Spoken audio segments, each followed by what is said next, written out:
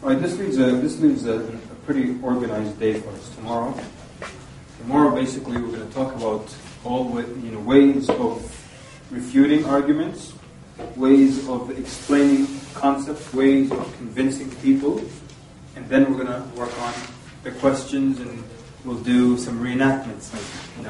Generally, it's not permissible for one Muslim to play the role of a kafir. Okay? It's not permissible at all, even as a joke, even as acting, to say, I'm a kafir. You can't. That's why a lot of times people come to me after the workshop, you should have had one brother pretend to be a kafir. No. It's the one thing that's more hated to us than anything on earth is kufr. So we don't pretend to be kuffar or anything, or speak like a kafir. One time some sisters were doing da'wah training. One of them already had waswasa, the kind of, she'll make wudu 50 times for salah. And she had OCD, and she plays the role of the kafir. So she's calling me up.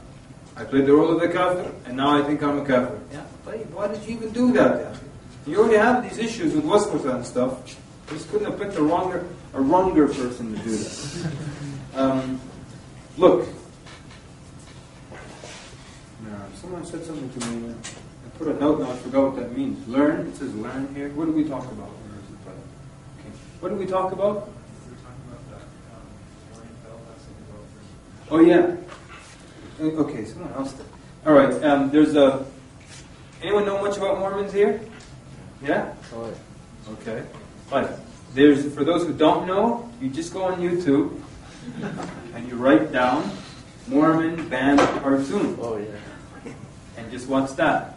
And in 10 minutes, you're going to learn so much about the Mormon faith, and it will be so easy for you to talk to any Mormon from that day forward. So, go on YouTube, Mormon band cartoon. 10-minute cartoon, you watch it explains their belief about God. That belief is not in the Book of Mormon, by the way. It's in what book? Anyone know the other book? Anyone else know the name of this book? Just one person in the room? Anyone else? What's the name of that book? The Pearl of Great Price. Why doesn't anyone know this name? Everybody knows the Book of Mormon. Because it's loaded with these embarrassing beliefs.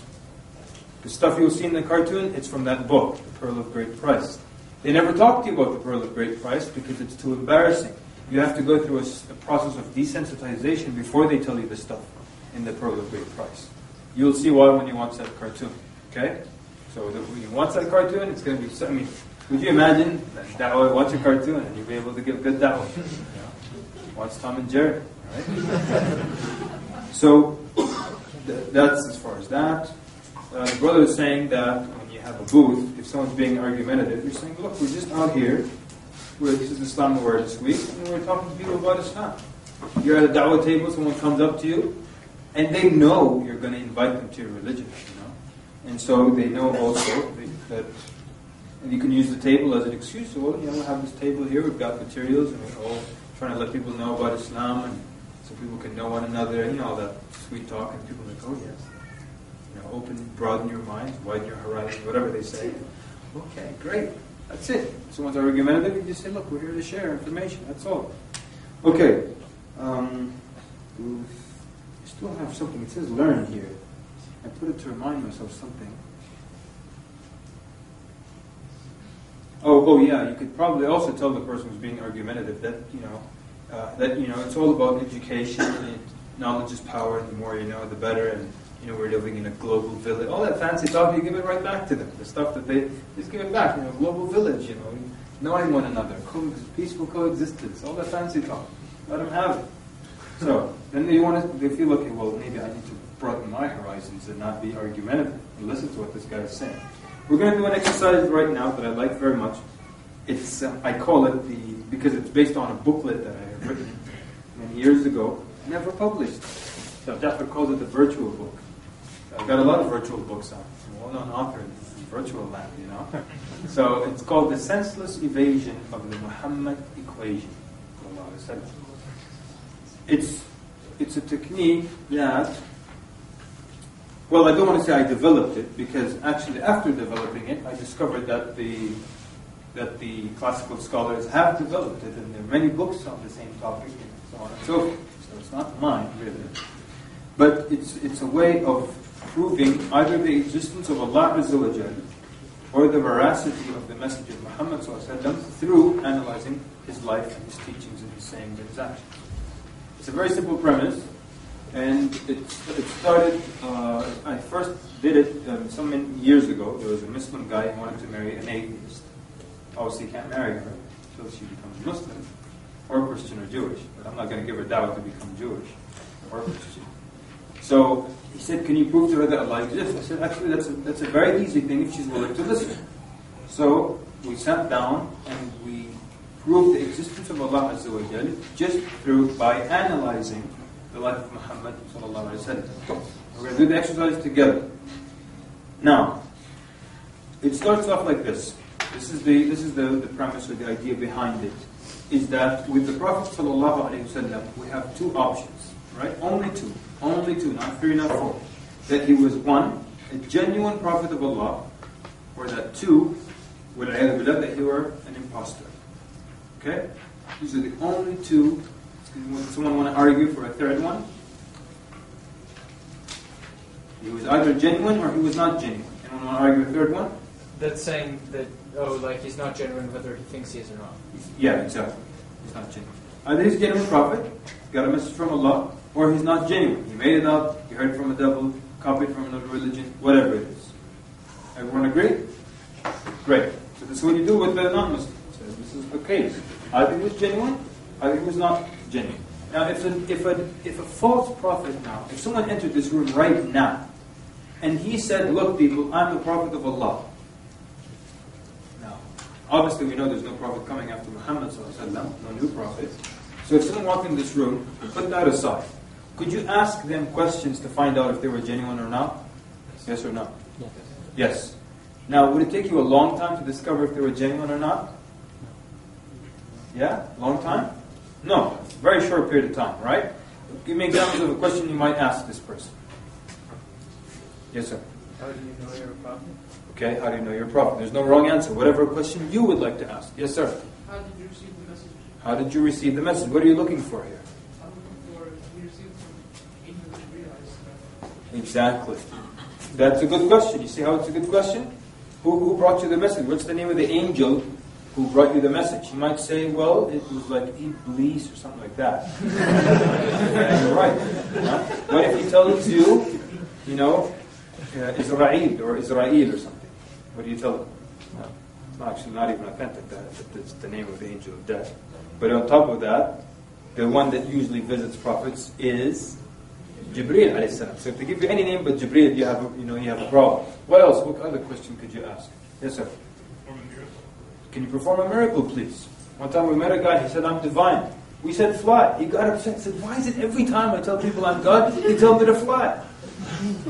Because you should fly. What do you expect? You're God, you should fly. All right. What else? What other questions? Don't tell me this guy will walk in this room and stump us. Yes, sir? Do you know when is the day of judgment? Are you sure? Yes. Because a genuine prophet wouldn't know it either. Oh, so you're saying, what if he said, yes, it's on April this? Okay. Sorry, man. Jazakallah. Yes, sir? Can you ask him to resurrect someone? Okay. Some miracle, yes. We're done with miracles, yes. Well, because you're a prophet, I think you should live wealthy, so I'm going to raise millions of dollars for you so you can have a big mansion. And if he agrees to that, then he's not a prophet. Okay. And if he doesn't agree, he's probably a genuine prophet, yes? I just have questions that all these things are things that are found in Islam. So how would that convince an atheist? Which things? Like Jibreel, No, just stay with us in our scenario here. Our specific scenario, a guy walked into this room, I'm a prophet of Allah. What questions would we ask him to see if he's genuine or false? Who's the angel that spoke to you? Hamza? Ask him to recite his revelation. Okay, I want to hear your message, right? And what are you really looking for? Something that agrees with the past. Good. So what if I tell him, what's your number one message? He says, my number one message is that blank, blank, blank, and it's something besides Tawheed. You know for a fact he's not a prophet. Why? All the prophets, the number one message was Tawheed. Every single one of them. Yes, sir. What's your book? What's your book? Okay, it tells you it's called the kiwi. So a kiwi. Huh? So you won't be convinced because of the name of the book? No. The Furqan is the name of the book. It's called the Furqan. Okay, it's a name. Yes, sir? If you look at the physical signs, like the mark between the shoulders. Well, the marks, because we were aware that Prophet ﷺ would look like that. So, what if he tells you I'm one of those prophets with no marks? What question would you ask to find if this person was genuine or false? Yes, sir? Ask him what's your bloody name. He tells you, Bukhukhki. So? Huh? Lay, because you don't like the name? Bukhukhki, it's a nice name. Bukhukhki. Has a nice ring to it. Yes, sister? Okay, good. What else? By the way, there is no wrong question. Your name is probably a good question too. Yeah? Maybe asking about specific teachings in Christianity or Islam also. If he's in line with them, it's probably a good thing. If he's not, probably a bad thing. What do you think of the other prophets? I'm the only real one. Okay. You can probably X them off. Okay, last one. Yes? Who's God? Is that me or is that somewhere else? How? How is touching? Very sensitive. Put it outside. There's too much reverb when I put it up. Who's God? Okay. Does he believe that Muhammad ﷺ was the last messenger of Allah? Okay. That's I just go back. Okay, but as Rasul said, like all of the prophets has been shepherds, something like that. Uh-huh. So we're just gonna find like what's I like that. what's your experience about what's your experience? What's your job? Like what's the job? I'm a stockbroker. Another thing is, the second thing is Rasul said all the prophets have warned their people about the Dajjal, right? Mm-hmm. So do you But know I just started, man. Give me a minute. I'll tell you about him tomorrow. I just started.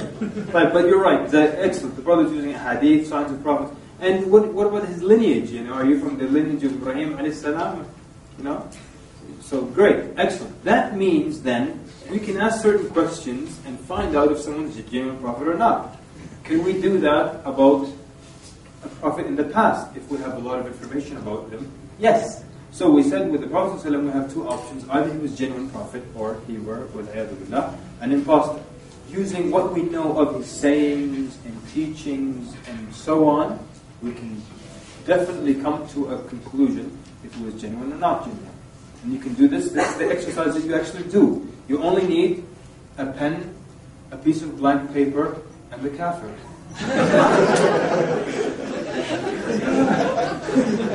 I like that, Ahmed. Like that. Ahmed approves, people. Ahmed approves. So you need a pen, a paper, and a kafir, and this is what you do with the exercise.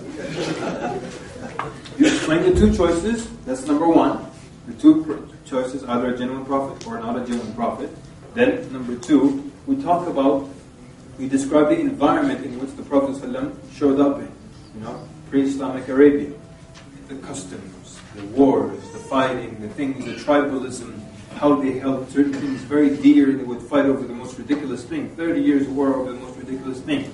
So now, in this environment, I hope you're taking notes because this is exactly how you do this exercise. In this environment, this is what you're telling the non-Muslim, a person is going to pretend to be a prophet. In this environment, people fight wars over the most ridiculous thing. He's going to challenge their gods, their idols, their status in Arabia. He has to have a motive. He knows they're probably going to assassinate him, go to war against him, hate him, try to kill him, all these things. What would he must have a strong motive. So what could his motive be? And here is when you start writing. So, number one. Someone give us a motive. Yes, sir. Money. So everybody write down money. That couldn't get any worse. So I'm not going to write down, you write down. Money, okay? Someone else. Yes, sir. Power and women.